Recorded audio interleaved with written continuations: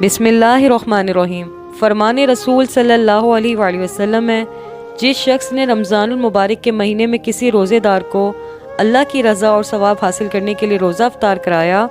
تو اس کے لیے گناہوں کی مغفرت اور آتش دوزخ سے آزادی کا ذریعہ ہو گیا، اور رمضان کے مہینے میں افطار کروانے والے کو روزے دار کے برابر ثواب دیا جائے گا۔ چند صحابہ کرام نے عرض کیا، یا رسول صلی اللہ علیہ وآلہ وسلم، ہم میں سے ہر ایک کو تو افطار کرانے کا سامان میسر نہیں ہوتا، تو کیا غریب اس عظیم الثواب سے محروم رہیں گے؟ آپ صلی اللہ علیہ وآلہ وسلم نے فرمایا